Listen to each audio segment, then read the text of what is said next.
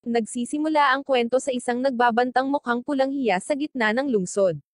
Tumayo si Yakumo habang ang iba ay naglalakad sa kabilang direksyon. Bigla niyang itinaas ang pulang hiya sa langit at mataman itong tinitigan, nagtatanong sa katotohanan sa likod ng kaluluwa ng tao. Maya-maya, may isang cute na babae na may kulay rosas na buhok na naghahanap ng lugar. Pagkatapos ng ilang paghahanap, sa wakas ay nakarating siya sa kanyang gustong lugar, ang film club screen. Binuksan niya ang pinto upang makita ang tatlong tao sa loob. Sa ngayon, ang isang tao ay tumataya sa dalawang iba pa.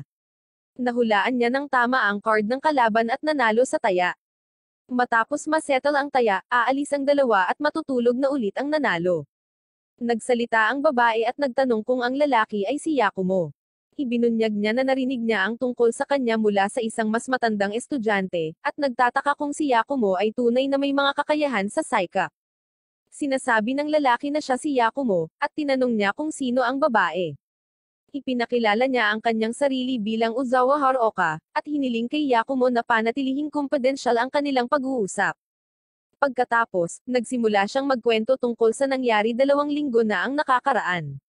Siya at ang kanyang mga kaklase ay nagkakaroon ng farewell celebration, nang iminungkahi ng kaklase nila na gumawa sila ng isang pagsubok sa lakas ng loob sa lumang gusali, na isang limitadong lugar. Pagpasok nila, may napansin silang kakaiba, ang kanilang mga anino ay kusang gumagalaw at mukhang mga halimaw. 10 araw pagkatapos ng kakaibang pangyayari, nagsimulang kumilos ng kakaiba ang mga estudyante. Nauna si Miki, na nagpapagaling pa sa ospital. Pagkatapos ay malungkot na tinapos ni Kazuhiko ang kanyang buhay sa pamamagitan ng pagtalon sa isang gusali. Nang marinig ni Yakumo ang tungkol sa pagkasawi ni Kazuhiko, tinanong niya si Uzawa kung nakita niya itong nangyari. Iginiit niya na kung hindi niya ito nasasaksihan, hindi nila masisigurong may kinalaman ito sa mga multo. Sa kabila nito, nakiusap si Uzawa kay Yakuma na tulungang iligtas si Miki. Pumayag siya ngunit humihingi ng tila mahal na presyo na 25,000 yen. Nag-aalanggan si Uzawa na magbayad ng maaga, ngunit pagkatapos ay nahuli si Yakumo na nanloloko kanina gamit ang salamin. Ang paghahayag na ito ay nag-udyok sa kanya na umalis. Nakapagtataka, si Yakumo, na humanga sa kanyang talas, ay nag-alok ng tulong sa kanya nang hindi kinukuha ang bayad ng maaga. Gayunpaman, si Uzawa ay nananatiling may pag-aalinlangan sa kanya, sa paniniwalang siya ay isang manloloko. Upang kumbensihin siya na hindi siya manloloko, sinabi ni Yakumo na nakakakita siya at nakikipag-usap sa mga multo. Bagamat inamin niyang hindi niya sila kayang palayasin ng buo, gayunpaman, maaari siyang mga tuwiran sa kanila. Sa kabila ng kanyang mga pag-aalinlangan, ang paniniwala ni Uzawa ay nagsimulang mag-alinlangan nang banggitin ni Yakumo ang kanyang nasawi na kambal na kapatid na babae, na nasawi sa isang aksidente sa sasakyan. Sa sobrang pagkagulat, hiniling siya ni Uzawa na huminto at nagsimulang magtiwala sa kanyang mga salita. Magkasama silang pumunta sa ospital kung nasaan si Miki, kung saan siya nakahiga ng mahina at hindi tumutugon sa kabila ng kawalan ng katiyakan ng mga doktor. Nakikita ni Yakumo ang isang bagay na hindi nila magagawa, ang mga kaluluwa ng mga nasawi na nakakapit sa katawan ni Miki. Nakilala niya ang 4 na kaluluwa at nakipag-usap sa kanila. Pagkatapos bisitahin si Miki, ipinaalam ni Yakumo kay Uzawa na si Miki ay sinapian ng mga kaluluwa ng 4 na biktima ng pagpaslang. Ang mga kaluluwang ito ay karaniwang nagtatagal kung saan naganap ang mga pagpaslang, or kung saan itinapon ang mga katawan. Ito ay nagpapahiwatig na ang isang krimen ay dapat na naganap sa lumang gusali. Nang maglaon ng gabing iyon, nakatanggap si Uzawa ng nakakabagbag damdaming tawag at nagmamadaling pumunta sa istasyon ng tren para lamang matuklasan ang kanyang kaibigang si Yuchi na nagbuwis ng sariling buhay. Doon, nakilala niya ang isang propesor na nakasaksi sa insidente at tinalakay ito sa kanya. Inihayag niya ang nakakatakot na pagkakatulad ng sitwasyon ni Yuchi at ni Miki. Nabanggit ni Yuchi ang kanilang grupo na palihim na pumasok sa lumang gusali, na pumukaw ng mga nakakatakot na alingawngaw. Naghihinala ang propesor na may kinalaman ang multo, kahit alam niyang hindi ito papaniwalaan ng pulis. Si Yakumo na nakikinig sa usapan ay naghihinala. Habang umaalis sila, binabalaan ni Yakumo si Uzawa tungkol sa panganib na kinasasangkutan niya, iginiit na magsama-sama sila para sa kaligtasan dahil tao ang banta. Kinabukasan, sinubukan nilang pumasok sa lumang gusali ngunit inutusang humingi ng pag-aproba kay Takiyoka, ang gurong nangangasiwa sa gusali. Kapansin-pansin, napansin ni Yakumo ang nababagabag na lupa sa daan pabalik na humantong sa kanila upang matuklasan ang mga nakabaon na bagay, na pinalakas ang hinala ni Yakumo na si Takiyoka ang may kasalanan. Sa isang kafe, ibinahagi ni Yakumo ang kanyang teorya kay Ozawa kahit na walang matibay na ebidensya. Gayunpaman, matalinong kinukuha ni Yakumo ang isang tasa mula sa basurahan para inumin ni Takiyoka na posibleng makakuha ng ebidensya ng DNA. Kinalaunan sa araw na iyon, nakipagkita si Yakumo kay Goto na isang pulis at binigay sa kanya ang isang bag. Bago umalis si Goto, bumalik sina Ozawa at Yakumo sa club room kung saan patuloy siyang binabantayan ni Yakumo. Gayunpaman, kailangang gamitin ni Ozawa ang banyo at umalis sandali. Pagbalik niya, may nakita siyang anino. Samantala, binisita ni Goto ang isang kakaibang matandang doktor na kinumpirma na ang mga fingerprints sa tasa ni Takiyoka ay tumutugma sa mga natagpuan sa mga nakaburong bangkay. Nasa mga item din ang mga fingerprint ng nawawalang individual na nagpapatunay sa teorya ni Yakumo. Sinubukan ni Goto na ipaalam kay Yakumo ngunit hindi siya mahanap. Gayunpaman, natuklasan ni Yakumo ang pitaka ni Ozawa sa banyo ng mga babae, at sinunod ang patnubay ng mga espirito patungo sa lumang gusali. Sa loob, banihag ni Takiyoka si Ozawa na may layuning tapusin siya, ngunit dumating si Yakumo, na humahantong sa isang paghaharap kung saan nabigo ang pag-atake ni Takiyoka dahil sa espesyal na mata ni Yakumo, na nakikita ang mga kaluluwa ng mga nasawi. Natakot si Takiyoka at sinunog ang gusali bago tumakas, ngunit nahuli din ng mga pulis pagkatapos. Ililigtas ng fire brigade sina Ozawa at Yakumo mula sa bubong. Habang naghihintay, ibinahagi ni Ozawa ang kanyang kwento tungkol sa kanyang kapatid na babae at ang kanyang damdamin ng pagkakasala sa kanyang pagkasawi. Kinumfort siya ni Yakumo, sinabi na ang kanyang kapatid na babae ay walang sama ng loob sa kanya. Pagkatapos maluha, nais ni Ozawa na makita muli ang kanyang kapatid, at ginagawa ni Yakumo ang isang espiritual na pagkikita, na nagpapahintulot kay Ozawa na magpaalam sa kanyang kapatid. Pagkatapos, nagpapasalamat si Ozawa kay Yakumo. Samantala, sa ibang lugar, pinag-uusapan ng isang blonde na magpartner ang isang multo sa ilog, na sinasabing maaari itong ilipat gamit ang sagradong tinta, isang solusyon na napagkasunduan ng multong ama. Nang maglaon, abala ang dalawang manggagawa sa pag-aayos ng isang entablado sa isang shrine kahit hatang gabi na.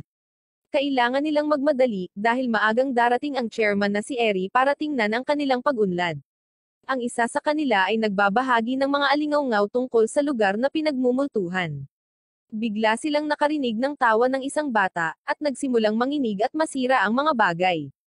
Samantala, kinaumagahan, nakipagkita si Ozawa kay Yakumo upang bisitahin si Miki sa ospital. Nagising si Yakumo na nagulat, naalala ang kanilang pagtatagpo sa nasusunog na gusali. Ipinaliwanag niya na bihira siyang umuwi at nakuha ang silid na ito sa pamamagitan ng panlilinlang sa paaralan. Nagtungo sila sa ospital kung saan nakipag-usap si Yakumo sa mga espiritong sumanib kay Miki, na humahantong sa pagbuti ng kanyang kondisyon. Si Ozawa ay namangha sa kung paano nakumbinsi ni Yakumo ang mga espirito. Naniniwala si Yakumo na ang mga multo ay may emosyong naiwan ng mga nasawi at tumatangging saktan sila. Nang maglaon, inihayag ni Yakumo na nakatanggap na siya ng bayad mula sa ama ni Miki para sa kanyang tulong.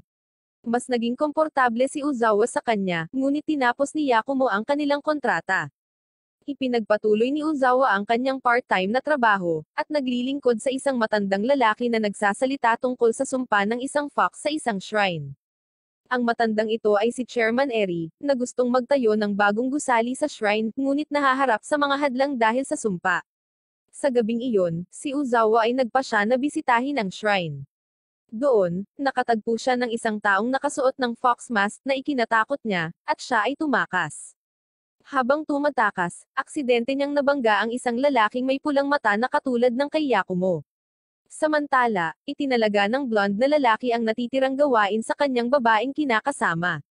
Nang maglaon, nalaman ni Ozawa na ang lalaking may pulang mata ay tiyuhin ni Yakumo.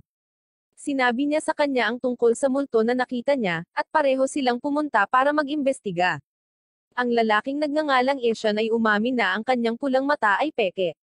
Nagkunwari siya para mas maintindihan niya ang mga paghihirap ni Yakumo. Nang walang mahanap na mga pahiwatig, bumalik sila, at nagpasya si Ozawa na sundan si Ishan sa kanyang templo.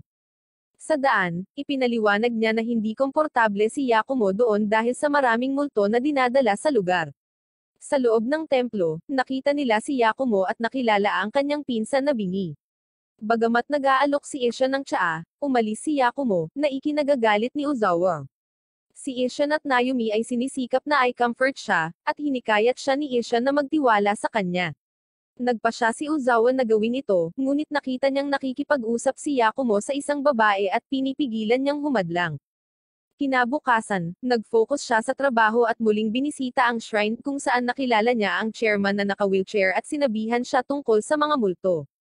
Sinasabi niya ang tungkol sa buhay, binibigyang diin ang kahalagahan ng pamumuhay ng walang pagsisisi.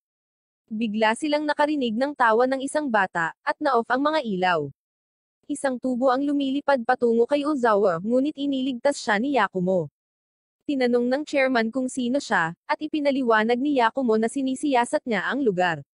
Naniniwala siya na ang tao ang nasa likod ng phenomenon dahil hindi kayang manipulahin ng mga multo ang mga bagay. Ang tawa ay nagmula sa isang speaker, at ang mga ilaw ay pumutok dahil sa pulburo.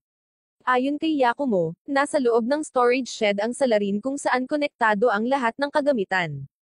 Dahan-dahan, ang salarin, na ipinahayag na si Konamaso, ay lumabas sa shed at humingi ng paumanhin sa chairman at kay Ozawa para sa panganib sa kanila. Ipinaliwanag niya ang kanyang mga aksyon, na tumututol sa pagpapaunlad ng shrine. Naging tapat si Konamaso sa chairman, ang kanyang matagal ng kaibigan, na humihimok sa kanya na talikuran ang ideya dahil si Kanika, ang dating pag-ibig ng chairman, ay hindi nababalik. Napag-alaman na sa kanilang kabataan, ang chairman at si Kanika ay nagmahalan ngunit mula sa magkaibang pinagmulan. Nagplano silang tumakas, ngunit ang hindi pagkakaunawaan ay humantong kay Kanika sa maling shrine, at hindi sila ganap na nagkasama. Nagpakasal si Kanika sa iba at nasawi pagkatapos manganak. Nakaramdam ng pagkakasala, nais ng chairman na pagsamahin ang mga shrine bago siya masawi. Gayunpaman, humarang si Yakumo, inihayag na nakakakita siya ng mga multo at sinasabing naghihintay ang multo ni Kanika. Gumalaw, sinubukan ng chairman na tumayo at narating ang lugar na itinuro ni Yakumo. Biglang nagpakita ang Fox Mask Spirit, sa wakas ay muling nagsama sa kanyang minamahal at umakyat. Sa universidad, binisita ni Ozawa si Yakumo na gustong maging mas tapat pagkatapos ng insidente. Samantala, minamanipula ng blonde na babae ang isang ama na naghahanap ng sisidlan para sa kaluluwa ng kanyang anak na babae. Isang gabi, isang kotse ang umiikot sa daan sa bundok, papasok sa isang madilim at nakakatakot na lagusan. Sa loob, nagsimulang magpakita ang itim na hamog mula sa mga dingding, dahilan para matens ang driver. Biglang may kamay na bumaba mula sa bubong ng sasakyan, na ikinagulat ng driver, na sinundan ng hitsura ng ulo ng isang babae na nagiging malademonyong mukha, na humantong sa isang pagbangga. Kinaumagahan, pinuntahan ni Ozawa si Yakumo sa clubroom ngunit nalaman niyang wala siya. Nang mapansin niya ang kanyang susi sa refrigerator, nagpa siya siyang hintayin ang kanyang pagbabalik. Samantala, ang anak ng hepe ng pulisya, isang mamamahayag, ay bumisita sa istasyon upang humingi ng impormasyon ngunit nahaharap sa hinanakit mula sa mga opisyal, na sa tingin niya ay pinagsasamantalahan niya ang posisyon ng kanyang ama. Hinikayat niya si Goto na magbahagi ng mga detalye sa kanya, at ipinakita sa kanya ang isang larawan ng isang multo. Sa paniniwalang makakatulong si Yakumo, si Ozawa at ang mamamahayag ay nagkita sa clubroom kung saan si Kuta, nakilala si Yakumo mula pagkabata, ay sumali sa kanila. Nang dumating si Yakumo, ikinwento ni Ozawa ang isang pangyayari noong nakaraang araw nang siya at ang isang katrabaho, si Tatsuya, ay nakatagpo ng mga masasamang figure sa isang di umano'y pinagmumultuhan na lagusan. Hiniling niya kay Yakumo na suriin kung may mga nakakabit na espiritu. Sinabihan ni Yakumo si Ozawa na walang nakakabit sa kanya, at pumayag na suriin din si Tatsuya. Sa susunod, ipinakita ni Goto kay Yakumo ang larawan ng multo, na humihingi ng kanyang opinyon. Tinukoy ni Yakumo ang isang garahe sa background, partikular na ang isa kay Hamito, isang mekaniko. Ang multo sa larawan ay isang nawawalang iskolar. Nais ni Goto na makipag-usap si Yakumo sa multo upang alisan ng takip ang kinaroroonan ni Hamito, at hanapin ang katawan ng iskolar. Bilang isang resulta, pumunta sina Goto at Yakumo sa lokasyon at nagsimulang maghukay, sa kalaunan ay natuklasan ang katawan ng bata. Dinala nila ang katawan sa matandang doktor, na nakakita ng marka ng lubad sa leeg, na nagpapahiwatig na ang bata ay nasagasaan at pagkatapos ay sinakal. Galit na galit, nakatanggap si Goto ng isang tawag mula kay Makota, ang anak na babae ng hepe ng pulisya, ngunit pinigilan niya ito, hinimok siya na magbahagi ng impormasyon sa telepono. Ipinaalam niya sa kanya na si Ham ito, ang may-ari ng ilegal na garahe, ay naaresto. Samantala, dinala ni Uzawa si Tatsuya kay Yakumo upang tingnan kung may mga nagtatagal na multo. Walang mahanap si Yakumo, ngunit naiintriga si Tatsuya sa kanyang silid. Nakita niya ang larawan ng multo sa dingding at nanginginig na nagpapataas ng hinala ni Yakumo. Ipinaalam ni Yakumo kay Goto, na nagmumungkahi na si Tatsuya ay maaaring may ugnay sa lokasyon, sa multo, or sa assassin. Si Makota ay nagdadala ng balita kay Goto na ipinagtapat ni Ham ito, na sumusuporta sa teorya ni Yakumo na binangga ni Tatsuya ang bata gamit ang kanyang sasakyan. Pumunta si Tatsuya kay Ham ito upang ayusin ang kanyang sasakyan, at inilibing ang nasugatan na bata upang takpan ang kanyang mga bakas. Inutusan sila ni Goto na panatilihin si Tatsuya sa kustodiya, ngunit umalis na sila ni Uzawa. Tinawagan ni Yakumo si Uzawa, ngunit nag-aalangan siyang sumagot, naalala ang dati niyang pagtanggi na ibahagi ang kanyang kinaroroonan. Biglang bumigat ang katawan ni Tatsuya na naging dahilan upang siya ay magpatakbo sa pulang ilaw ng traffic light. Nakita ni Uzawa ang bata na multo sa likurang upuan, na nagudyok sa kanya na sa wakas ay tumawag kay Yakumo para sa tulong. Dumating si Goto, at sinamahan siya ni Yakumo habang hinahabol nila si Tatsuya. Hindi nagtagal, naabutan nila ito, at tinangka ni Yakumo na hikayatin ang multo na tuparin ang kanyang plano ngunit nabigo. Naguguluhan, iniisip ni Yakumo kung ano ang susunod na gagawin, na nagudyok kay Goto na kumilos. Pabilis ng pabilis, mananiyabra ni Goto ang kanyang sasakyan na kahanay ng kay Tatsuya, gamit ito para itulak ang sasakyan ni Tatsuya sa mga riles at dingding, na pinipilit itong huminto. Habang humihinto ang mga sasakyan, mabilis na tiningnan ni Yakumo si Uzawa. Biglang dumaan ang multo sa kanya, na dinala si Yakumo sa mas malalim na lagusan. Doon, ang batang lalaki ay nagsimulang higupin ng isang vortex. Bagamat umabot si Yakumo upang tumulong, sa huli ay nagpasya siya laban dito, na nagpapahintulot sa multo na kainin ng kadiliman sa lagusan.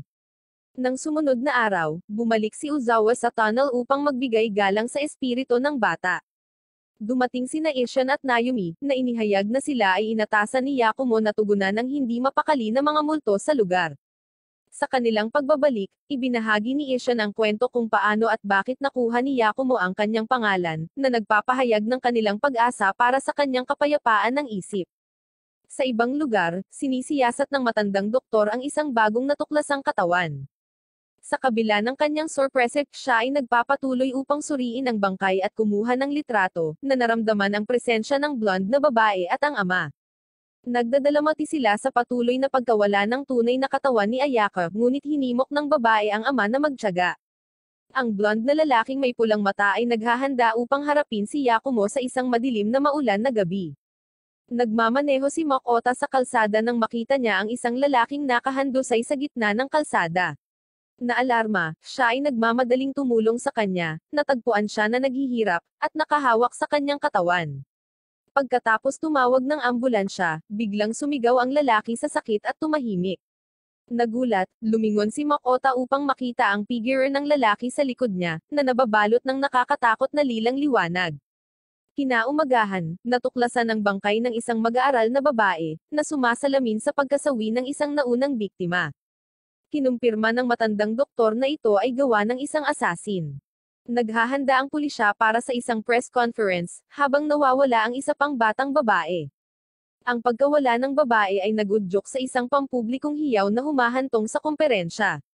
Gayunpaman, nalaman nilang inilipat si Goto dahil sa pakikialam at hindi nauugnay na mga bagay. Bahagi na siya ngayon ng Unsolved Cases Special Investigation Unit kasama si Yotaro. Sa unang araw ni Goto, hindi niya pinapansin si Yotaro at natulog hanggang sa tawagin siya ng hepe sa kanyang cabin, tumangging umalis sa kanyang mesa.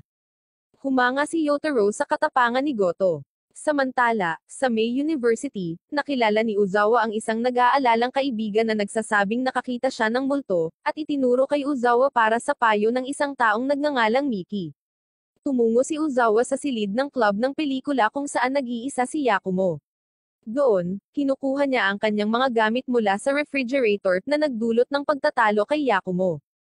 Inihayag na si Uzawa ay isa ng opisyal na miyembro ng club na may karapatan sa mga pasilidad nito tulad ni Yakumo. Napansin ni Yakumo na tinawag siya ni Uzawa sa kanyang pangalan, sa halip na ang mas formal na Yakumo, na binabanggit ang kanilang katulad na edad. Nakumbinsi niya siya sa pagbabago, ngunit bago pa niya ito mapag-usapan, dumating si Goto at tinawag si Yakumo. Sinubukan ni Yakumo na tumigil na nag-aangkin ng mga naunang pakikipag-ayos kay Uzawa, na talagang umalis upang mag-imbestiga sa insidente ng kanyang kaibigan ng mag-isa. Dinala ni Goto si Yakumo sa bahay ng hepe, ipinaalam sa kanya ang sitwasyong kinasasangkutan ni Makota, isang mamamahayag, at si Mando, isang lalaking na-overdose. Naniniwala ang pamilya ni Makota na siya ay sinapian, na humantong sa isang pagsusumamo mula sa kanyang ama, ang hepe ng pulisya, na iligtas siya. Sa pagpasok ni Goto at Yakumo sa bahay, nakita nila si Makota na nakahiga sa kama, mukhang namumutla at nanghihina. Gayunpaman, bigla siyang umupo, nagpapakita ng agresibong pag-uugali at binabalaan si Goto na manatili. Naramdaman ni Yakumo ang kaluluwa ni Mondo na umaaligid sa kanya at ipinaalam kay Goto. Napagtanto nila na desperado si Mondo na manirahan sa kanyang pag-aari na si Makota, na inilalagay siya sa panganib ng kasawian. Hindi sigurado kung paano magpapatuloy, nagpasya silang alamin muna ang higit patungkol kay Mondo. Dahil dito, tumungo sila sa matanda na doktor upang kunin ang mga file na iyon. Doon, namangha ang doktor nang makita si Yakumo. Malugod niya itong tinatanggap, nagtatanong sa kanya tungkol sa kasawian at mga kaluluwa ng tao. Gayunpaman, pinaghiwa-hiwalay ni Goto at Yotaro ang paksa. Gayunpaman, pagkatapos makuha ang mga file, inutusan ni Goto si Yotaro na hanapin ang mga gamit ni Mondo sa kanya noong siya ay nasawi. Habang wala si Yotaro, tinitingnan ni Goto at Yakumo ang mga file. Habang naghihintay, sinabi ni Yakumo na si Yotaro ay may nararamdaman para kay Goto, mga damdamin na higit pa sa paggalang at paghanga. Nang sinabi ito ni Yakumo, nabalisa dito si Goto nang biglang dumating si Yotaro. Bagamat nag-aalala na ngayon si Goto tungkol sa mga intensyon ni Yotaro, lahat pa rin nilang pinag-uusapan ang mga bagay, at nakahanap si Yakumo ng isang larawan sa isang libro. Ito ay isang larawan ni Ayaka, ang parehong multo na nakita ni Uzawa sa ilog. Sa pamamagitan nito, inutusan si Yotaro na imbestigahan ang isa sa mga susi, habang sinisiyasat ni Goto at Yakumo ang iba pang susi sa larawang ito.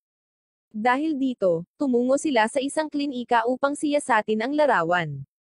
Nagkataon na pinapasok din doon si Uzawa matapos matagpuan ng isang tao habang nalulunod. Doon, si Yakumo ay nagpanggap bilang isang detective. Gayunpaman, kinikilala siya ng Dr. Tila, siya ang tumulong sa ina ni Yakumo bilang kapanganakan ng kanilang anak. Tinanong ng doktor kung kumusta ang kanyang ina, nalaman na siya ay nawawala sa loob ng 10 taon. Sa isang flashback, nalaman na isang gabi ay sinubukan siyang sakalin ng ina ni Yakumo hanggang masawi. Pati ang pulang hiyas na kwintas ay sa kanya. Nang gabing iyon, nagawa niyang agawin ito mula sa kanya habang iniligtas siya ng isang security officer. Sinabi ni Goto kay Yakumo na mayroon din siyang isang tanong para sa doktor, ano ang reaksyon ng kanyang ina nang makitang ang kanyang bagong panganak na may pulang mata. Nag-aalangan ang doktor na sagutin ito, ngunit sa pagpupumilit ni Yakumo, inihayag niya na lubos siyang natakot matapos itong makita. Ito ay labis na ikinalungkot niya, at lumabas siya ng silid, nakita si Uzawa na nagising at natapos na nakikinig sa usapan, na nakatayo sa labas ng pinto. Anuman, hindi siya pinapansin ni Yakumo at tinahak ang daan patungo sa ilog. Habang tinatitigan niya ang tubig, siya ay nagalit at nagpasya na itapon ang pulang hiyas. Habang sinisimulan niyang itapon ang kwintas, namagitan si Uzawa, na pinipigilan siyang gawin iyon. Sinabi niya na hindi niya ito dapat itapon, ang tanging pag-aari ng kanyang ina, ngunit itinulak siya ni Yakumo palayo. Tinatanong niya kung ano ang alam ni Uzawa tungkol sa kanya. Habang natambo si Uzawa, napagtanto niyang nagiging marahas na siya at nakaramdam siya ng paghingi ng tawad. Ngunit nagsimulang magsalita si Uzawa. Sinasabi niya na, syempre, wala siyang alam tungkol sa kanya. Laging nag-iisa si Yakumo, tahimik na dinadala ang lahat ng kanyang mga pasanin. Gayunpaman, nais niyang tulungan siya. Hindi lang iyon, sinabihan niya siya na huwag itapon ang kwintas ng kanyang ina, na sinasabing kahit na may mga dahilan siya pa rin ang kanyang ina. Ang kanyang mga salita ay sapat na para magbago ang isip ni Yakumo. Sa pamamagitan nito, humingi siya ng tawad kay Ozawa, iniabot sa kanya ang kwintas na hawakan. Habang pinagsasaluhan nila ang bittersweet moment na ito, nakikita silang pinagmamasdan ng blonde couple. Ipinahayag ng lalaki kung paano kahit na natutunan ang katotohanan, nagagawa pa rin ni Yakumo na labanan ang kadiliman. Ngunit ang lahat ng ito ay isang landas lamang ng buhay. Sa bandang huli, mahuhulog din siya sa abis, lalamunan ng walang katapusang dilim katulad ng ginawa ng kanyang ina. Bilang karagdagan, ang lalaki ay nag-utos sa babae na ipaalam sa kanilang biktima na siya ay nakakita ng isang perpektong sisidlan para sa kaluluwa ng kanyang anak na babae, habang siya ay nakatitig kay Ozawa. Anuman, ngayon na kontrolado na ni Yakumo ang kanyang emosyon, sinabi sa kanya ni Ozawa ang tungkol sa kanyang pagsubok, na inalala ang kwento tungkol sa kanyang kaibigang si Mei na naka-encounter sa mga multo. Dinadala niya siya sa parehong lokasyon. Doon, tumatakbo si Goto sa likod. Samantala, nag-iimbestiga si Yakumo. Tinanong ni Goto kung ano ang nangyari, at sinabi sa kanya ni Ozawa. Pagkarinig nito, sinabihan lang niya itong tawagan si Yakumo para sa mga ganitong bagay. Gayunpaman, sinabi ni Ozawa na hindi niya gustong maging isang taong ginagamit lang siya para sa kanyang kapangyarihan. Sa pamamagitan nito, pumunta siya sa tabi ni Yakumo, na nagsasabi sa kanya ng parehong bagay. Hindi lang iyon, ngunit nakikita rin niya ang multo. Dahil dito, bumalik sila sa klinik. Doon, naging mabait si Yakumo, humihingi ng paumanhin sa pagiging pulis. Doon, ipinaliwanag ni Goto ang sitwasyon ni Makota. Tila, si Mondo ay junior ni Kino sa medikal na paaralan at close sila, ayon sa kanya. Matapos masawi ang kanyang anak na babae, si Ayaka, humingi si Mondo ng isang larawan niya upang maalala siya, isang bagay na mukhang kakaibang pag-uugali. Anuman, ibinigay sa kanya ni Kino ang larawang natuklasan ni Goto. Nang matapos magsalita si Kino, ibinalita ni Yakumo na kakakilala lang niya sa multo ni Ayaka. Inaangkin niya na ang kanyang multo ay nagtatagal pa rin sa lugar kung saan siya nasawi, na sinasabi sa lahat ng mga dumadaan na pigilan ito. Tinanong ni Yakumo kung alam ba ni Kino kung bakit niya gagawin ang isang bagay na iyon, na ginawa niyang tanggihan ang anumang kaalaman. Gayunpaman, nagpumilit pa si Yakumo, nagtatanong kung sinusubukan ni Kino na buhayin ang kanyang anak na babae. Gayunpaman, sinagot ni Kino na kung maaari ay ito ang kanyang hiling. Dahil dito, umalis silang lahat at nagpa siya na maghanap ng mga pahiwatig sa susunod na susi. Habang nagmamaneho sila, napansin ni Yakumo ang isang E3 na nakapinta sa mga dingding. Nang makita niya ito, napagtanto niya na ang liham ay ang parehong titik sa susi. Bilang resulta, nagpa siya sina Goto at Yakumo na tingnan ang ikalimang pwesto. Sa pagpasok nila sa shed na ito, dahan-dahan silang papasok. Doon, naramdaman nila ang presensya ng isang tao, at kumuha ng sandata para sa kanilang mga sarili. Gayunpaman, ang nahanap nila ay si Rona, ang babae na kamakailan ay naiulat na nawawala. Ang balitang ito ay ginawang publiko, at si Rona ay sumulat sa kanyang pamilya sa isang pahayag. Hindi lamang iyon, ang mga gamit ng lahat ng mga babae na pinaslang ay matatagpuan din sa shed, na ginagawang si Mondo ang assassin sa likod ng insidenteng ito. Kinabukasan, dinala ng matandang doktor na si Kazuki si Yakumo sa kanyang opisina kung saan ipinakita niya sa kanya ang mga ekspresyon ng mga pinaslang na babae kamakailan. Sinabi ng doktor na sa kanyang mahabang buhay na may ganitong uri ng trabaho, hindi pa siya nakakita ng ganoong mapayapang ekspresyon sa mga nasawi at tinanong si Yakumo kung alam niya kung ano ang maaaring ibig sabihin nito. Pagkatapos ay nariyan si Goto, nakasama ni Yakumo at nagkataong nakakita ng larawan. Ito ay isang litrato ni Kino, at sa kanyang tabi ay ang blonde na lalaki. Nang makita ito, si Yakumo ay naguguluhan. Samantala, si Ozawa ay pupunta upang makipagkita kay Kino upang pasalamatan ito sa pagligtas sa kanya. Sa daan, nakasalubong niya si Ishan. Ngayon habang nag-uusap sila, napansin ni Ishan na suot ni Ozawa ang kwintas ng kanyang kapatid. Dahil dito, ipinaliwanag ni Ozawa na ibinigay ito ni Yakumo sa kanya upang hawakan. Sa pamamagitan nito, naghiwalay sila ng landas, at nagtungo siya sa klinika. Pagdating niya doon, binigay niya ang mga handog na dinala niya kay Kino. Pero si Kino naman, ay kakaiba ang kinikilos. Inaangkin niya na kailangan niyang makipagkita kay Ozawa. Alam na ito ay nakalilito sa kanya, ngunit ipinaliwanag ni Kino ang kanyang mga salita, na nagsasabi na sinabihan siya na si Ozawa ang magiging perpektong sisidlan para sa kaluluwa ni Ayaka. Biglang nagpakita ang blonde na babae mula sa likuran, gumamit ng isang taser para patumbahin si Ozawa. Samantala, pagkatapos makita ang litrato, si Goto ay nagmamadaling pumunta kay Kino, sa pag-aakalang ang pagkakasangkot ng blonde na lalaki ay nagiging isang kaina-hinalang target. Habang papunta sila, nakatanggap si Yakumo ng tawag mula kay Ozawa. Habang pinupulot niya ito, nagsalita ang blonde na babae sa kabilang linya. Sinabi niya sa kanya na ang kanyang mahalagang kaibigan ay masasawi ngayong gabi, na sinasabi sa kanya ang lokasyon. Sinabi niya sa kanya na magmadali at para makarating siya sa oras. At kaya sinabi ni Yakumo kay Goto na magpalit ng direksyon at tumungo sa floodgate. Nagmamadali silang pumunta sa lokasyon, nalaman na itatapon na ni Kino si Ozawa sa ilog.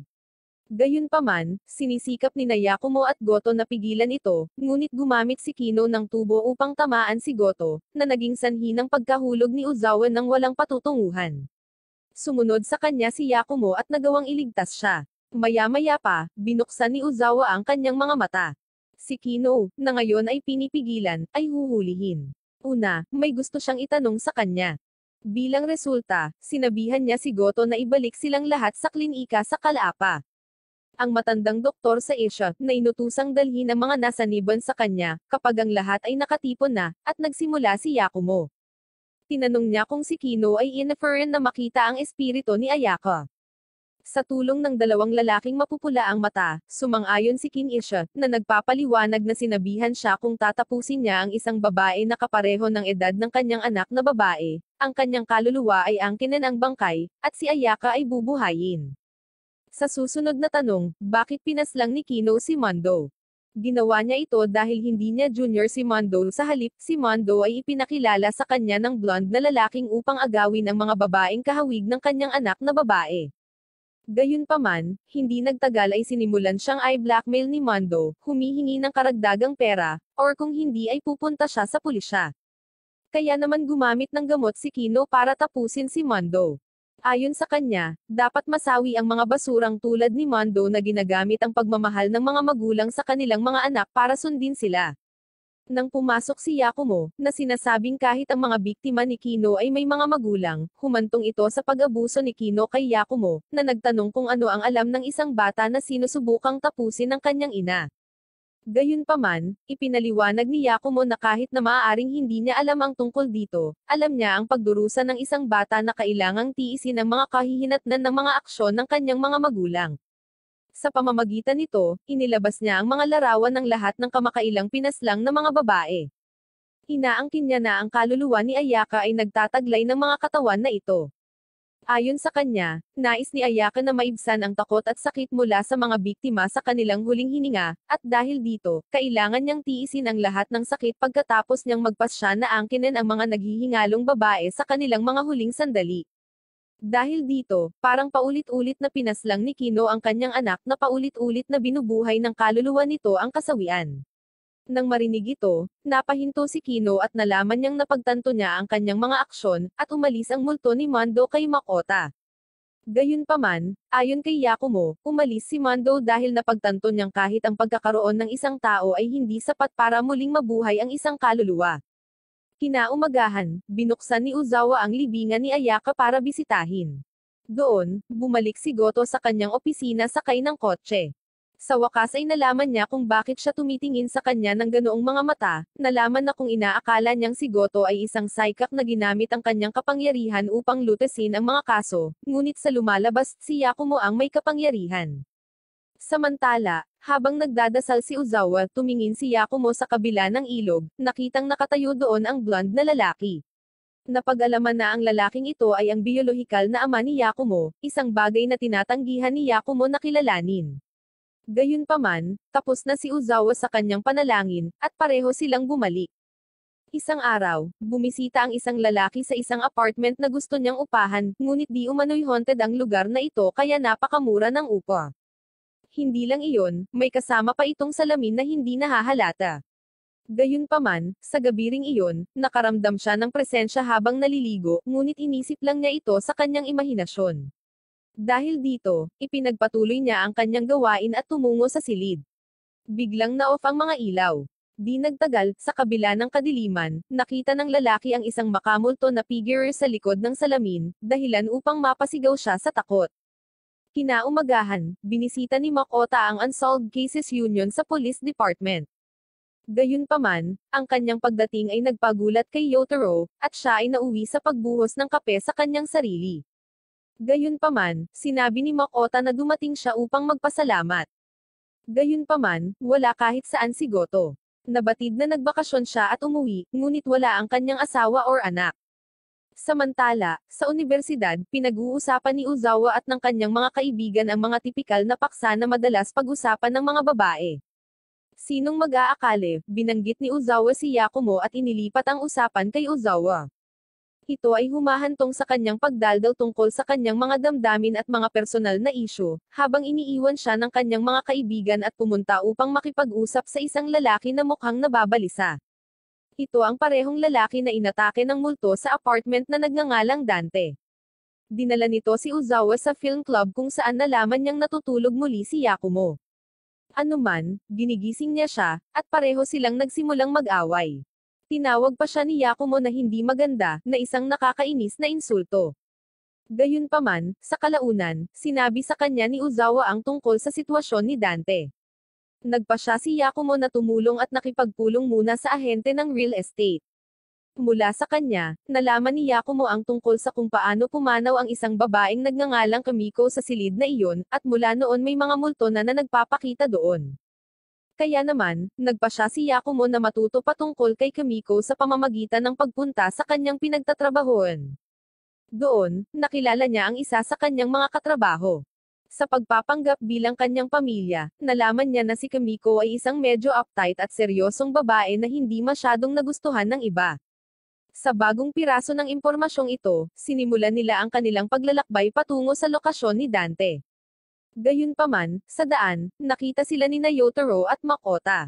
Natutuwa si Yotaro na makita ang kanyang minamahal na si Uzawa, at hiniling sa kanya na samahan sila.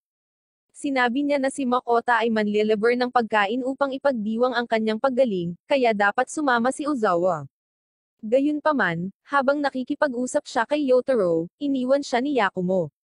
Nang mapansin niya ito, kailangan niyang tanggihan ang imbitasyon at nagsimulang maghanap sa kanya. Sa kalaunan, nakahanap si Uzawa ng daan patungo sa apartment ni Dante. Pagdating niya doon, pinindot niya ang doorbell at pumasok sa bahay. Sa loob, nakita niya si Yakumo na walang damit, at ipinaliwanag niya na hinihiram niya ang shower ni Dante. Bukod dito, nagsimulang magreklamo si Uzawa at nagtanong kung bakit niya siya iniwan, at pagkatapos ay patuloy na binabalewala ang kanyang mga tawag. Ngunit hindi nababahala si Yakumo, na sinasabing hindi niya ito hiniling na pumunta pa rin. Sa kabila nito, medyo umiinit ang kapaligiran. Ito ang unang pagkakataon sa kwarto ng isang lalaki at ang unang pagkakataon na makita si Yakumo na wala ang kanyang shirt, at medyo kakaiba ang kinikilos ni Uzawa. Biglang humingi ng paumanhin si Yakumo para sa kanyang mga masasakit na salita kanina, na ikinabigla ni Uzawa sa anunsyong ito. Nilapitan siya nito, na nagpapabilis ng tibok ng puso niya. Ngunit hindi tulad sa kanyang imahinasyon, nakahanap si Yakumo ng isang palatandaan. Napansin niya na ang hindi mahalata na salamin ay ikinabot ng isang baguhan, malamang na si Kamiko mismo. Pagkatapos, nakita ni Yakumo ang isang multo sa salamin. Nang makausap ito, inutusan siyang kunin ang isang sobre mula sa likod ng salamin at sunugin ito nang hindi tumitingin sa loob. Plano ni Yakumo na gawin iyon. Bilang resulta, tumungo sila sa templo ni Ishan kung saan naghanda na siya ng apoy para sa kanila. Gayunpaman, sa huling sandali, nagpa siya si Uzawa na huwag sunugin ang sobre nang hindi tinitignan ang loob.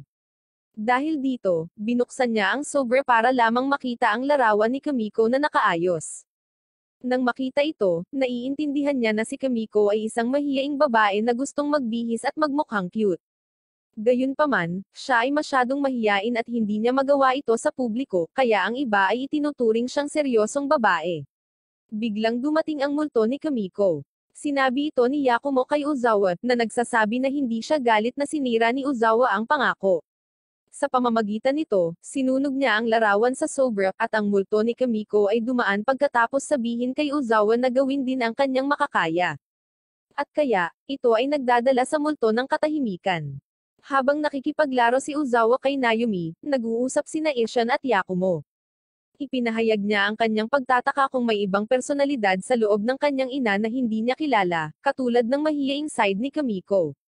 Anyway, malapit nang bumalik si Ozawa, at pareho silang aalis na sa templo. Nilapitan siya ni Naomi, nakatingin sa kanya ng may puppy eyes. Parang may gusto si Naomi. Dahil dito, binibigyan siya ni Ozawa ng clue, may suot siyang bagong kasuotan. Dahil dito, naiintindihan ni Yakumo kung ano ang gusto ni Naomi, at binibigyan siya ng papuri. Ito ay lubos na nagpapasaya sa kanya, at pinuri ni Ozawa si Yakumo sa pamamagitan ng pagsundot sa kanya sa tadyang. Ito ay hindi lamang nagpatambo sa kanya, ngunit nagpapakita rin na ang kanyang mga tadyang ay ang kanyang mahinang parte ng katawan. Isang gabi, isang batang babae ang nakitang gumuhit ng savage na mga tao habang kumakanta ng nakakatakot na oyayi. Bigla siyang nilapitan ng blonde na lalaki. Ang taong ito ay nagpahayag na ang mga pangarap ay hindi natutupad sa pamamagitan lamang ng pagguhit nito. Sa halip, kailangang magtrabaho at lumaban para maging realidad ang mga ito. Ipinakita sa kanya ang kanyang mapupulang mga mata, nagawa niyang kumbensihin siya na sumanib sa kanyang pangkat. Kinabukasan, pumunta si Ozawa sa film club. Muli, naroon si Yakumo na nakaupo sa sopa at nagtatanong kung anong uri ng problema ang dinala niya sa kanya ngayon. Ngunit ngayon, dumating siya na may dalang magandang balita at iniharap sa kanya ang isang poster ng konsyerto. Inanunsyo ni Ozawa na sasali siya rito at gusto niyang pumunta si Yakumo upang makinig sa kanyang concert. Dahil sa kanyang pagkabagot, pumayag si Yakumo na sumama, at si Ozawa ay umalis kaagad pagkatapos na nagsasabi na dadalhin niya ang tiket bukas. Sa ibang lugar, si Makota ay nasa isang inabandona na tahanan. Doon ay kumukuha siya ng mga larawan ng mansyon na ito, umaasa na makahanap ng anumang pagiging sophisticado sa gitna ng mga alingaungaw na nakapaligid dito. Dumating si Makota upang magsiyasat, gayunpaman, hindi siya masyadong masaya sa kanyang pag-unlad sa ngayon. Bilang resulta, nagpasya siyang makipagsapalaran sa itaas na antas ng mansyon. Habang naggalugad, nakarinig siya ng mahinang ingay na nagmumula sa isang silid. Sa makatuwid, siya ay tumingin, at biglang nakita niya na ang isang babae ay nakahandusay sa lupa. Habang ginigising siya ni Makota, tila nagdedeliryo siya, sumisigaw na may multo. Bigla siyang niyakap ng babae habang nakangisi sa likod ni Makota. Pumunta sila kay Yakumo upang ipaalam sa kanya ang tungkol sa sitwasyon, at hilingin sa kanya na tingnan ang video ng isang multo. Ipinaliwanag ni Goto na kinunan ito sa mansyon na tahanan kung saan pinaslang ang 4 na miyembro ng pamilya 15 taon na ang nakalilipas.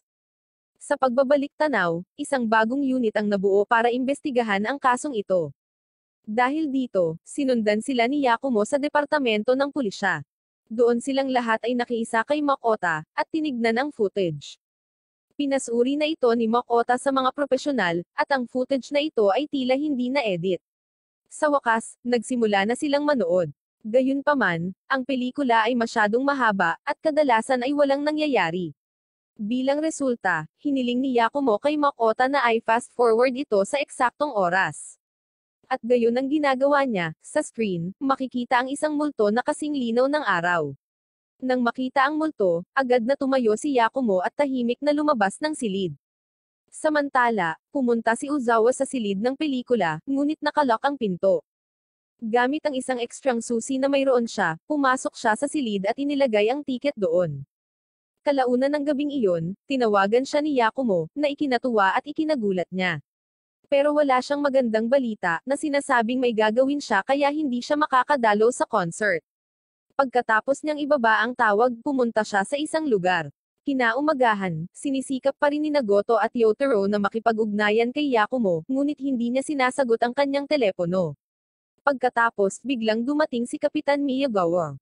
Samantala, pumunta si Ozawa sa club room at nalaman na hindi pa bumabalik si Yakumo. Bukod dito, nakahanap siya ng mapa na may location nakaturo dito at nagpas siyang hanapin si Yakumo sa lugar na ito. Habang nag-e-explore siya, nakita ang figure ng isang lalaki sa likod niya. Sa kabilang banda, si Goto ay sinamahan si Miyagawa na nagtapat sa kanya. Ibinunyag niya na siya ang opisyal na nakatuklas ng mga pagpaslang sa mansyon. Gayunpaman, si Mayuki, isang 10 taong gulang na batang babae, ay dinakip at buhay pa rin. Sinubukan niyang iligtas siya, ngunit isang tao or sa halip ay isang bagay ang umatake sa kanya. Ngayon ay 15 taon na siyang nawawala, at gusto ni Miyagawa na mahanap siya ni Goto at lutasin ang kaso. At kaya dinala niya ang sistema sa kanya at tumungo upang siyasatin ang yaya sa mansyon. Gabi na, ngunit iminungkahi ni Goto na kapanayaman nila si Shena, ang babae na kumuha ng pelikula sa multo. Ngunit nang bumisita sila kay Shena, nakita siya ni Goto na kahawig ng blonde na babae na kasama ng lalaking pula ang mata. Di bale, nag-interview sila tapos nagmamadaling pumunta sa mansyon. Ngunit dahil sa sobrang takot ni Yotaro na humakbang sa loob, nag-iisa si Goto ngunit inatake siya ng blonde na babae. Habang inatake at sinusuri siya, sumisigaw si Goto ng malakas. Sa kabila nito, natatakot si Yotaro na makialam, at sa halip ay tumawag siya ng pulis para sa tulong. Kinabukasan, pinagalitan siya ni Miyagawa dahil sa kanyang duwag na pag-uugali, sinuntok siya sa ilong at ipinahayag na hinding-hindi niya ito mapapatawad kapag may nangyari kay Goto. Samantala, nag-aalala pa rin si Uzawa kung paanong wala pa rin si Yakumo, ngunit ang taong pinag-uusapan ay nakita malapit sa isang kahoy na kabin. Habang dinalugad niya ang kabin, siya ay inatake ng blonde na babae. Madali niya itong na-overwhelm, na inihayag na ang video ay isang bitag upang akitin si Yakumo sa lokasyong ito. Hindi lang iyon, lumalapit ito sa kanya at ipinahayag na mahal niya ito kaya gusto nitong sirain ang buhay nito. Sa pamamagitan nito, kinuryent niya ulit ang katawan nito at nagsimulang tumawa ng malakas. Samantala, ang mga pulis ay naglalagay ng mga poster para hanapin ang isang lalaki. Biglang napansin ng isa sa mga pulis na nakatayo lang siya ilang dipo lang sa harap nila.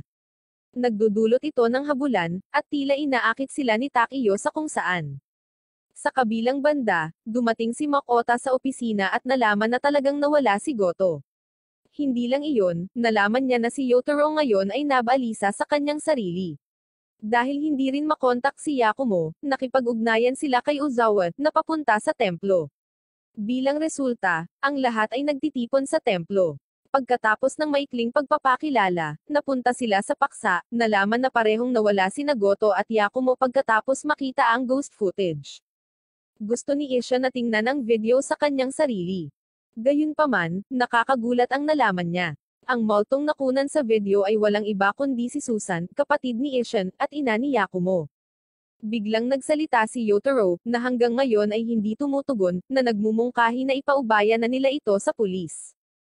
Gayunpaman, pinabulaanan ito ni Uzawa at kinondena si Yotaro sa pag-iisip sa ganoong paraan, na tinawag siyang kasuklam-suklam. Dahil dito, umalis siya sa silid, at sinundan siya ni Makota. Nakita niya itong nakaupo na nanlulumo sa hagdan ng templo, at binibigyan siya ng mga salita ng pampatibay loob. Salamat sa kanyang mga salita at pagganyak, sa wakas ay napagtanto ni Yotaro kung gaano siya naging duwag kamakailan at nagpa siya na buksan ang kanyang mga mata minsan at para sa lahat. Samantala, tumungo si Ishan sa libingan kung saan pumunta si Uzawa. Umiiyak doon, inaalo rin siya nito. Bukod pa rito, naalala niya ang isang kwento mula sa nakaraan noong nasa middle school si Yakumo. May isang guro na pumanaw, at sanisi ni Yakumo ang kanyang sarili para dito. Isang gabi, sinubukan niyang dukutin ang sarili niyang mata. Gayunpaman, pinigilan siya ni Ishan sa paggawa nito, na nasugatan sa proseso. Sa araw na iyon nagsimulang magsuot ng pulang contact lens si Ishan, ayaw niyang iwan si Yakumo sa malupit na sitwasyong ito. Nang marinig ang kwentong ito, naiintindihan ni Uzawa kung paano sinusubukan din ni Yakumo na protektahan ang iba mula sa kanyang sarili. Dahil dito, kumalma siya, at bumalik silang dalawa sa templo kung saan naruroon na si Yotaro. Humihingi siya ng tawad sa mga sinabi niya kanina. Sa wakas, ang grupo ay nasa parehong pahina. Dahil dito, iminumungkahi ni Makota na magsimula silang mag-isip tulad ni Yakumo upang mahanap ang kanyang lokasyon. Dahil dito, sinimulan nilang suriin muli ang footage. Biglang may napagtanto si Uzawa. Napansin niya na bagamat malapit sa riles ng tren ang dapat na lokasyon, walang dumadaan na tren sa kabila ng peak hours. Dahil dito, napagtanto niya na ang lokasyon ng footage na ito ay hindi sa mansyon. Para ma-verify ito, parehong sinubukan ni Makoto at Yotaro na mang-alap ng impormasyon sa taong nagbigay sa kanila ng video. Gayunpaman, natuklasan nila na ang lahat ng impormasyong ibinigay ay peke. Biglang pumasok si Ishan, habang naghahanap ng mga pahiwatig sa mga gamit ng kanyang kapatid, at napadpad siya sa isang liham na naka-address sa kanya. At sino ang sumulat ng liham na ito? Nanay ni Ozawa. Nagiging gulat ang lahat. Sa pamamagitan nito, muling nag-flashback si Ishan. Tila, si Susan ay minsang dinukot at nahuli ng isang lalaki.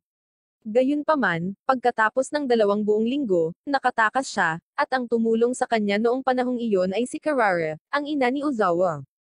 Ang pananampalataya ay talagang isang mahiwagang bagay, sinabi ni Ishan. Bilang karagdagan, sinabi niya na kahit na gusto niyang buksan ang liham na ito ng maraming beses na nagnanais na magkaroon ito ng palatandaan sa kanyang lokasyon, hindi niya nagawang gawin ito. Hindi lamang iyon, ngunit sa panahon ng paghuli kay Susan, siya ay inabuso. Nang maglaon, ipinanganak niya si Yakumo, na ang biyolohikal na ama ang tulisan. Dahil dito, umalis ng mag-isa sina Makoto, Yotaro, at Ozawa at dalhin ang sulat sa kanila. Sa labas, binuksan nila ang sulat at binasa ito. Ngunit kung ano ang kanilang natutunan ay nagpagulat sa mga ito sa kanilang kaibuturan. Ayon sa sulat, ang nobya ni Susan ay walang iba kundi si Takiyo, ang pinaghihinalaan ng mga pagpaslang sa isang yaya. Dahil dito, ibinaba nila si Ozawa sa kanyang apartment at pumunta sa opisina upang muling imbestigahan ang kaso.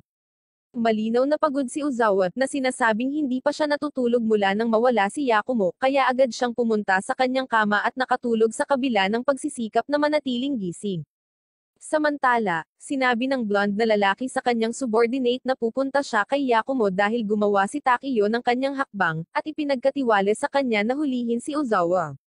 Samantala, hinahabol pa rin si Takiyo, ngunit biglang sa dead end, nawala siya sa harap ng mga humahabol sa kanya. Bumalik sa opisina, si Yotaro ay nagmatigas na humingi ng anumang impormasyon tungkol kay Takiyo, na gustong mahanap si Goto.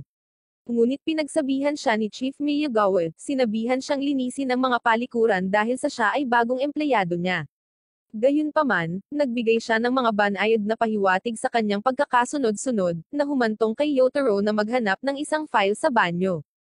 Hindi nagtagal, pumasok din si Miyagawa sa banyo ng mga lalaki kung saan nakatagpo niya si Yotaro at balak hanapin si Goto.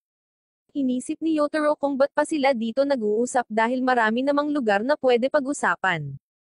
Pagkatapos ng pakikipag-usap niya sa hepe, si Yotaro ay nakikipag-usap sa asawa ni Goto, na sinasabi sa kanya na huwag mag-alala dahil mahahanap niya ang kanyang asawa. Bumalik sa apartment ni Ozawa, dumating ang blonde na babae upang kunin si Ozawa, ngunit biglang tumayo si Takiyo sa kanyang harapan. Hindi lang iyan, pinakilos na rin niya ang mga pulis kaya naman umarap siya sa mga opisyal para pigilan ang babaeng ito na maisakatuparan ang kanyang masamang balak. Sa ibang lugar, si Yakumo ay nakikitang nakatali at pinahirapan. Kinaumagahan, salamat sa pagsisikap ni Takiyo, nagising si Ozawa sa sarili niyang kwarto. Nagpakita si Takiyo sa kanyang harapan at sinabi sa kanya na ligtas si Yakumo. Bukod dito, sinabi niya na si Yakumo ay kasalukuyang nasa Nagano, at mayroon siyang mensahe para kay Ozawa na magsanay para sa kanyang konsyerto. Sa pamamagitan nito, nawala si Takiyo. Ngunit syempre, sa kabila ng pag-alam na may mga taong sumusunod sa kanya, kusang loob na tumungo si Ozawa sa Nagano. Makikitang sumusunod din sa kanya ang blonde na babae. Pagsakay nila sa tren, tinawag ni Ozawa ang kanyang ina at ipinaliwanag ang sitwasyon.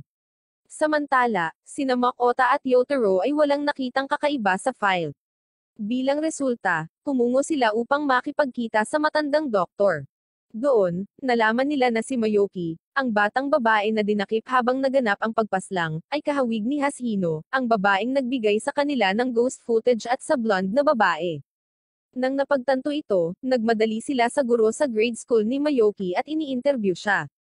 Napag-alaman na dati siyang pinahirapan ng kanyang pamilya, at ang kanyang ama ay nagkaroon pa ng isang hiwalay na silid kung saan siya dating kasama nito.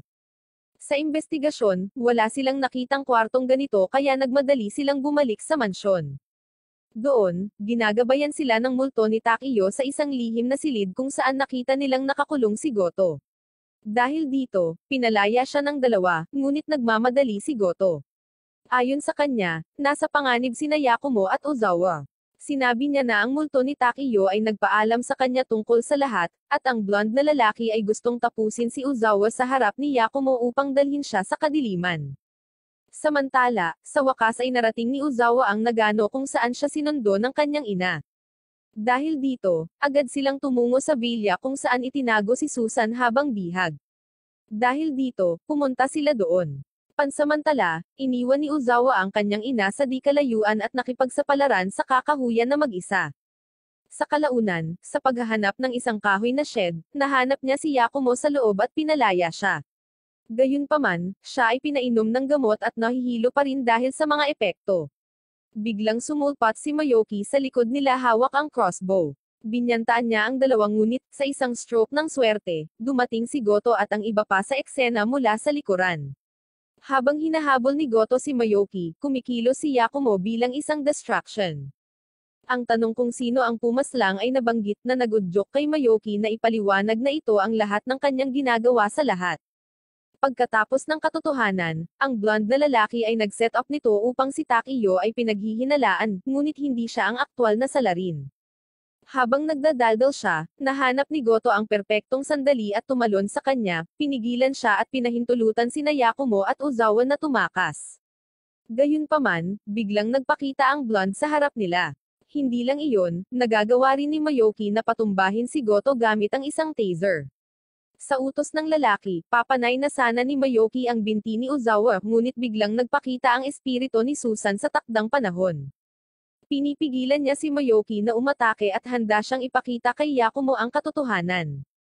Ipinaliwanag ni Goto na ayon kay Takiyo, nang siya ay sisihin bilang isang kriminal, si Susan ay napunta sa isang estado ng kalungkutan, pagkalito, at pagkapuot. Sa mahinang mga sandaling iyon, pinilit siya ng blonde na lalaki na tapusin si Yakumo, na sinasabing paglaki niya mas marami pa siyang papaslangan kaysa kay Takiyo. At iyon ang dahilan kung bakit sinubukan niyang tapusin siya. Nang marinig ito, naunawaan ni Yakumo ang pinagdaanan ng kanyang ina at pinatawad siya. Higit pa rito, ipinapahayag niya na marami siyang di nakikitang mga ugnayan sa iba, kapwa nasawi at buhay, at dahil dito, hindi siya susuko sa kadiliman. Ngunit syempre, ang blonde na lalaki ay may pag-aalinlangan tungkol dito, na gustong makita kung gaano pa ang kayang tiisin ni Yakumo. Biglang pinalaya ni Mayoki ang sarili at ginamit ang kanyang taser upang magdulot ng pagsabog na nagpapahintulot sa kanya at sa kanyang amo na makatakas. Gayunpaman, si Yakumo at ang iba pa ay nagtayo ng isang libingan para kay Susan at Takiyo kung saan ang kanilang mga kaluluwa sa wakas ay maaaring umalis sa kapayapaan.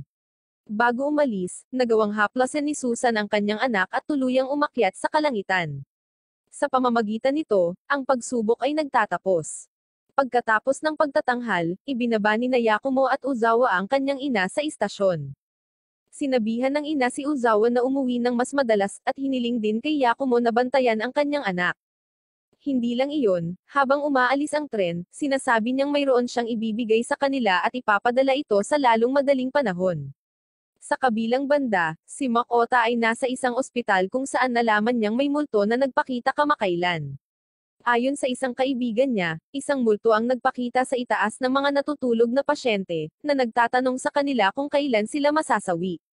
Dahil dito, ilang pasyente na rin ang lumala sa kanilang kalusugan dahil sa pagkabigla. Dahil dito, nagpasya siyang dalhin ang bagay na ito kay Yakumo. Gayunpaman, paglabas niya ng ospital, nakasalubong niya sina Naomi at Isha na pumunta rito para sa bahagyang sakit ng ulo. Pagkatapos makipagpalitan ng mga formalidad, pumunta si Makota kay Yakumo at sinabi sa kanya ang tungkol sa insidente. Nang marinig ang kwentong ito, pumayag siyang imbestigahan ang kasong ito. Gayunpaman, sa ngayon, mayroon siyang ilang mga naunang pagsasaayos. Dahil dito, lumabas siya para makipagkita kay Goto, Yotaro, at Ozawa.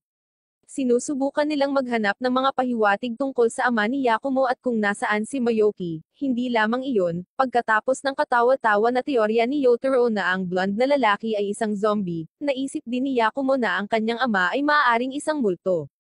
Bumalik sa ospital, nakipagkita si Naomi sa isang maliit na batang babae sa isang wheelchair na nagsasabi ngayon tungkol sa kasawian at iba pa.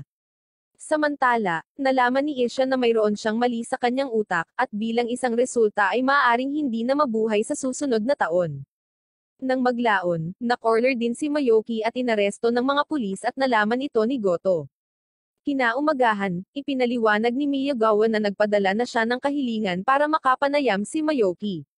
Ayon sa kanya, ang taong namamahala sa pagsisiyasat na ito 15 taon na ang nakalilipas ay ngayon ay isang administrator sa punong tanggapan.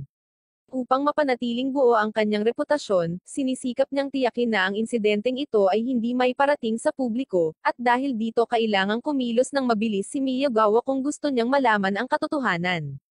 Samantala, nakita si Mayuki na nakaupo sa kanyang selda, umaasa na ililigtas siya nito at bibigyan ng kalayaan. Sa kabilang banda, si Ishan ay pabalik sa templo pagkatapos sumailalim sa isa pang pagsusuri sa ospital. Ngunit sa pagkakataong ito ay tila hindi niya mahanap si Naomi kahit saan, at sinusubukang hanapin siya. Habang ginagawa ito, nakilala niya ang parehong babaeng naka-wheelchair na nakilala ni Naomi.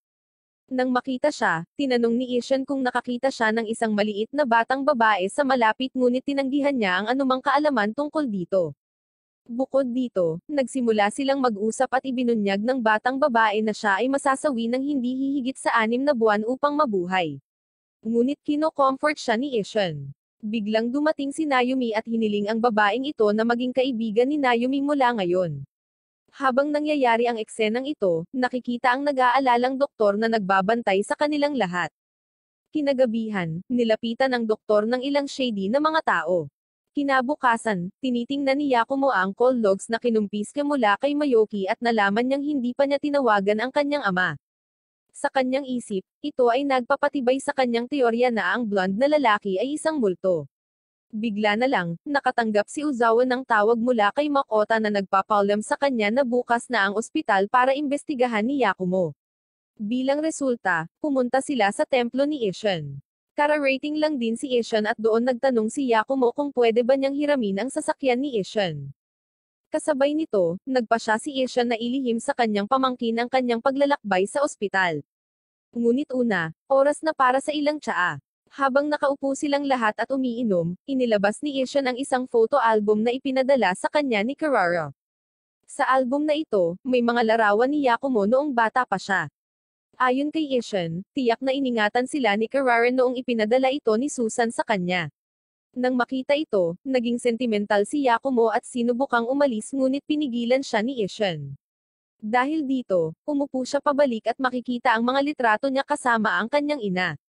Si Susan ay may suot na maliwanag at masiglang ekspresyon habang kasama ang kanyang anak. Pagkatapos nito, dinala ni Ishan si Yakumo sa lugar ng oratoryo kung saan tinanong niya kung galit si Yakumo sa kanyang ama, ang lalaking may buhok na blonde. Doon, napagtanto niyang hindi niya masasabi kay Yakumo na itigil ang kanyang puot, ngunit pinayuhan siyang kontrolin ito at huwag kainin ito. Ngunit nagtanong si Yakumo kung bakit bigla na lang sinasabi sa kanya ang lahat ng ito. Ibinunyag ni Ishan ang lihim sa kanya. Binigyan siya ng mga doktor ng hindi hihigit sa 6 na buwan upang mabuhay. Gusto ni Ishan na ilihim ito mula ngayon. Sa isang shift ng eksena, nakita si Miyagawa na nakikipagpanayam kay Mayuki. Sinabi ni Mayuki na masasawi si Ishan at ang gagawa nito ay ang lalaking iyon. Sa kabilang banda, nakatayo ang blonde na lalaki sa isang rooftop kung saan matatanaw ang lungsod. Pagkatapos ng pag-uusap nila ni Ishan, pinahiram niya ang sasakyan pero parang wala pa rin siya rito. Hindi kayang tanggapin ni Yakumo sa kanyang ulo ang katotohanang malapit nang pumanaw si Ishan. Sa pag-alis nila, hiniling din ni Ishan kay Uzawa na bantayan si Yakumo mula ngayon. Pagkatapos, nagtungo silang dalawa sa ospital kung saan sila hinihintay ni Makota. Samantala, si Yotaro at Goto ay nagmamadaling pumunta sa templo. Sa daan, nalaman ni Yotaro ang tungkol sa sinabi ni Mayuki. Sa kalaunan, nakarating sila sa templo ngunit si Ishan ay wala kahit saan. Gayunpaman, hindi nagtagal ay dumating siya kasama si Naomi na nagsasabing lumabas sila para kumain. Alam na ni Ishan ang banta na kanyang kinalalagyan. Sa kabila ng sitwasyon, handa siyang harapin ang ama ni Yakumo at sabihin kay Goto na alagaan si Naomi kung may mangyari sa kanya. Biglang sumulpat ang blonde na lalaki sa likod nila. Pinatumba ni Ishan si Goto gamit ang isang mabilis na suntok sa bituka. Iniwan nito si Isha na mag-isa kasama ang blonde na lalaki at bago siya tapusin, nais ni Isha na makipag-usap sa papas lang sa kanya. Dahil dito, pumasok sila sa meditation area kung saan sinimula ni Isha ang kanyang kwento.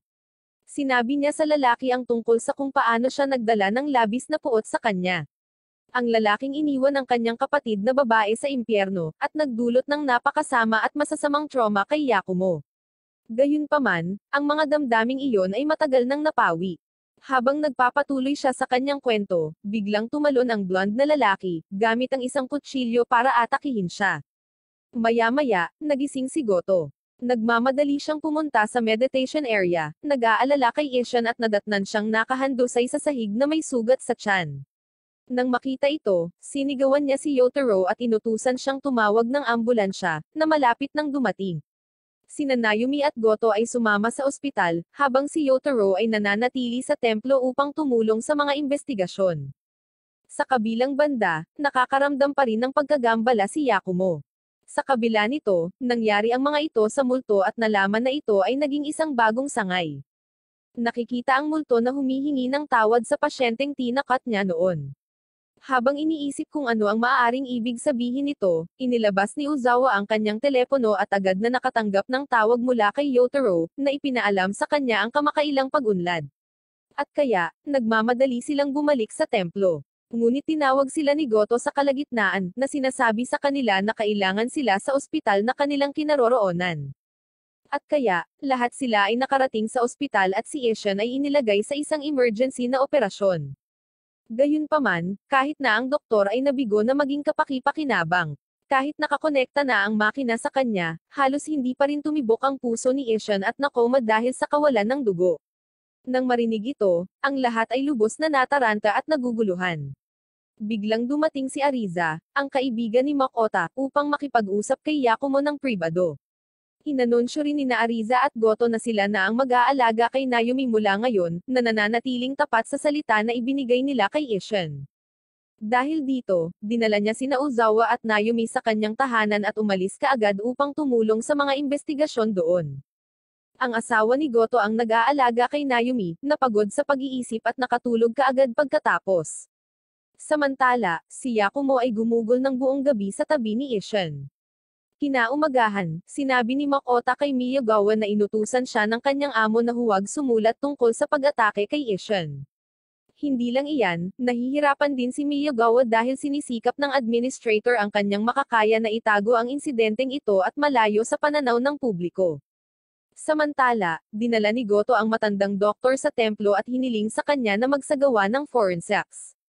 Ngunit doon, nakita ng doktor ang isang bagay na may kinalaman sa kaso, tulad ng kakulangan ng mga bakas ng paa ng salarin. Anyway, pagkatapos nilang gawin ito, pumunta sila ni Goto sa istasyon ng pulis. Gayunpaman, sinabihan ni Miyagawa si Goto na bumalik na lang sa bahay, na sinasabing kailangan niyang naroon kay Naomi. Dahil dito, bumalik siya, nakitang masaya si Naomi pero hindi si Goto. Siya ay labis na nalungkot na si Ishan ay nasa ganoong kalagayan at sa kaloob-looban, si Naomi ay ganoon din. Sa bilangguan, ang blonde na lalaki ay sinaniban si Moyoki, at ginagawa siyang parang sa exorcism. Ito ay nagpapahintulot sa kanya na ipadala sa ospital at ang lalaki ay umalis sa kanyang katawan kaagad pagkatapos. Sa kabilang banda, si Yakumo ay hindi gumagalaw ng 1 pulgada sa buong gabi, at sa umaga binisita siya ni Uzawa sa ospital. Binigyan din siya ng pulang contact lens ni Ishan. Ibinigay ito ni Uzawa kay Yakumo na naalala kung gaano karaming pinagdaanan ni Ishan dahil sa kanya. Inihayag ni Yakumo kung bakit siya tinawag para makipag-usap ng mag-isa. Nakumpirma na si Ishan ay isang rehistradong organ donor, at hinihintay ng mga doktor ang kanyang mga kamag-anak na magbigay ng go-ahead para sa pagkuha ng kanyang mga organo. Nababalisa sila Yakumo at Uzawa dito. Ngayon ay nag-aalangan pa rin si Yakumo na bigyan sila ng green signal. Biglang may nakita silang batang multo sa gilid ni Ishan. Ang multong ito ay nagsusuri sa kanya at pagkatapos ay umalis. Ngunit nagpa siya sina Yakumo at Uzawa na sundan ito pabalik. Dahil dito, nahanap nila kung saan patungo ang multo at nalaman na multo ito ng isang maliit na babae, na kapareho ng nakilala noon ni Ishan at Naomi, na pinangalan ng Yasheka. Ipinaalam ni Ariza, na kasama nila, ang tungkol sa kalagayan ni Yasheka at ipinaliwanag na masasawi siya ng walang organ transplant. Habang papalabas sila ng ospital ng gabing iyon, nakita si Yakumo na nakatitig sa isang itim na kotse. Sa ibang lugar, napag-alaman na ang ambulansya na nakasakay kay Mayuki ay ninakaw at ngayon lang natuklasan. Nakita ng dalawang pulis ang ambulansya at hinarang ito. Biglang sumulpat ang blonde na lalaki sa likod nila, na nagpapanggap na distraction. Pinayagan niya si Mayuki na salakayin ang mga opisyal mula sa likuran gamit ang mga tubo. Sa istasyon ng pulisya, ipinagtapat ni Uzawa kay Goto, na sinasabi sa kanya na sa palagay niya ay natagpuan na ni Mayuki ang tunay na salarin. Gayunpaman, dahil sa mga pangitain na maaaring karagdagan, ang kanyang puot ay nahayag at siya ngayon ay napupuot sa mundo. Nang marinig ito, naalala ni Goto na ganito rin siya noong middle school. Napukaw nito ang pagkamausisa ni Uzawa at dahil dito, sinabi sa kanya ni Goto ang tungkol sa kwento nila ni Yakumo. Una niyang nakilala si Yakumo noong araw na iniligtas niya siya mula sa kanyang ina. Gayunpaman, pagkatapos ng insidenteng iyon, hindi na niya ito nakita sa paligid. Iyon ay hanggang isang gabi nang hinahabol ni Goto ang isang kriminal. Nakatagpo niya si Yakumo sa parke sa hating gabi. Sa kabila ng pag-alala ni Yakumo kay Goto, ang mga bagay ay hindi nagsasalin ng kabaligtaran. Pagkalipas ng ilang araw ay napagtanto niya ang pagkakakilanlan ng lalaki na nakilala niya sa parke. Isang araw, pinangangasiwaan niya si Yakumo na pinapahirapan ng ilang bata. Dahil dito, tumalon siya upang iligtas siya kung saan nakita niya ang batang ito na may kaliwang pulang mata. Nang makita niya ito, sa wakas ay naalala niya kung sino ang batang ito at mula noon, nagpatuloy ang kanilang relasyon. Biglang pumasok si Yotaro sa silid at ipinaalam kay Goto ang tungkol sa pagtakas ni Mayuki. Binanggit niya na nakapaslang sila ng dalawang opisyal at nagnakaw ng baril. Bukod dito, nakatanggap si Goto ng tawag mula sa kanyang asawang si Atsumi, na bumisita kay Ishin sa ospital. Gayunpaman, bigla na lang, nakita rin ni Makoto si Yakumo doon, na seryosong nakatingin. Dahil dito, sinabi niya kay Goto na siya ay tumingin at kumikilos na kakaiba. Kaya naman, nagmadali sina Goto at Yotaro sa ospital, ngunit nalaman nilang sarado na ang ruta. Pagbalik sa ospital, hinarap ni Yakumo ang surgeon ng kanyang tiyuhin, si Dr. Sakabaro. Ipinaliwanag niya na nakakakita siya ng mga multo. Ang pinakahuling multong nagmumulto sa ospital na ito ay kay Yoshiwo, na anak ni Sakabaro. Sa matinding pangangailangan ng transplant, mayroon lamang siyang 6 na buwan upang mabuhay kung hindi siya maoperahan.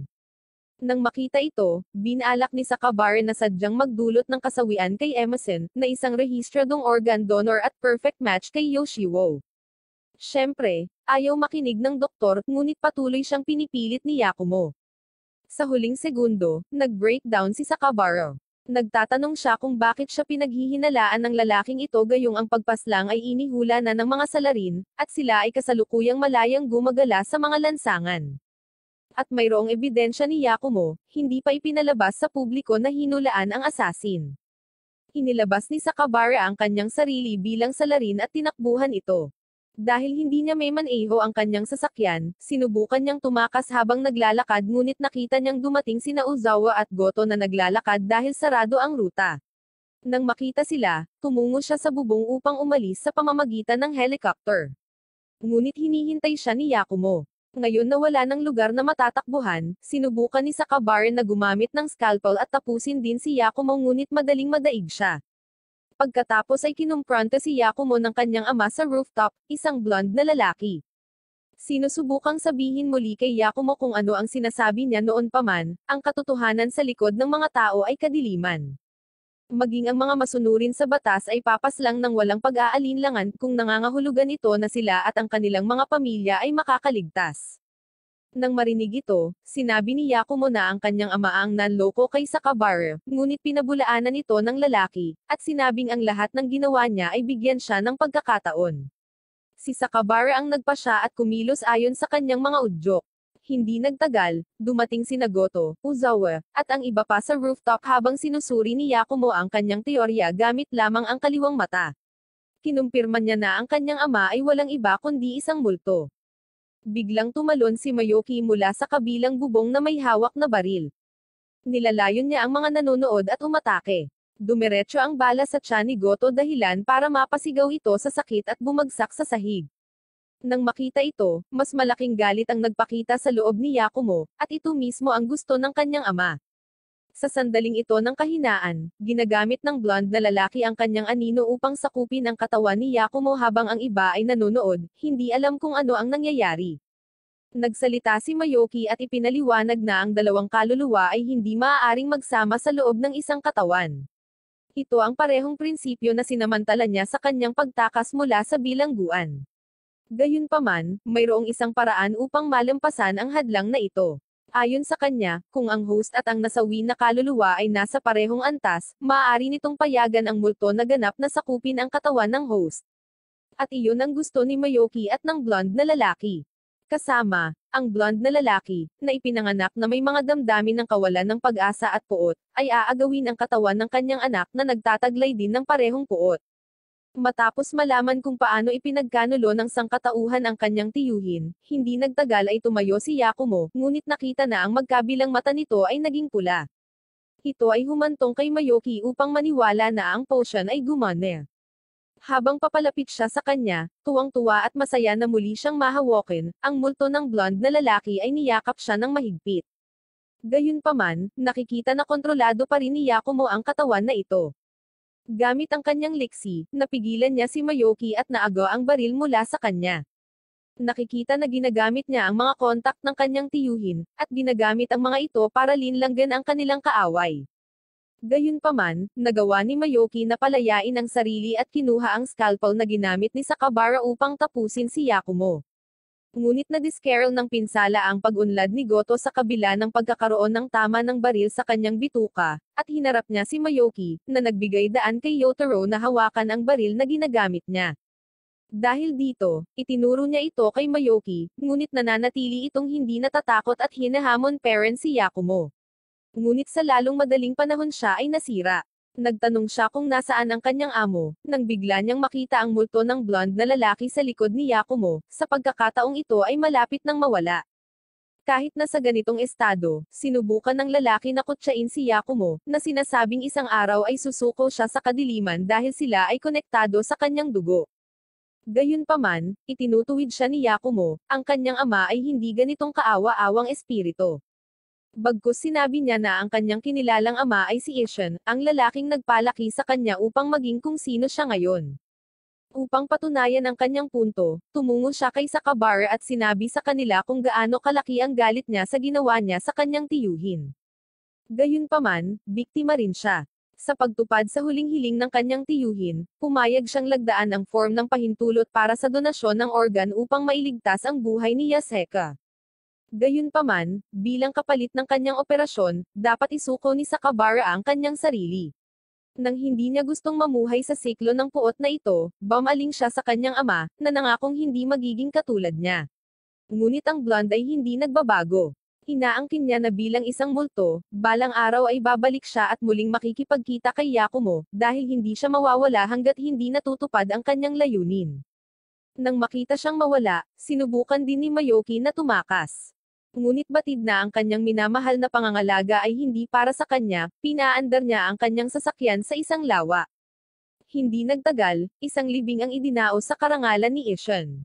Si Goto ay lumabas ng ospital upang dumalo, kasama sina Uzawa at Yotaro, at nakipagkita kay Miyagawa at Makota, na naroon na. Habang nagtitipon sila, itinuro ni Yotaro kung paano ang blonde na lalaki ay hindi kailanman gumawa ng isang krimen sa kanyang sarili, sa halip, nagpapakita lamang siya at pinipilit ang mga taong mahina ang loob na gawin ang krimen. Dahil dito, itinuturing siya ni Yotaro na kumpol ng kasalanan ng tao. Kasunod ng libing ng tiyuhin ni Yakumo, isang hindi inaasahang pagtuklas ang naghihintay sa kanya, ang espiritu ng kanyang tiyuhin ay nagtagal, ayaw umalis sa kaharian ng mga buhay. Gayunpaman, sa pamamagitan ng taos-pusong panghihikayat, nagawang kumbensihin ni Yakumo ang kanyang tiyuhin na kapwa siya at si Uzawa ay aalagaan si Naomi, at mapaliligiran ng isang mapagmahal na pamilya.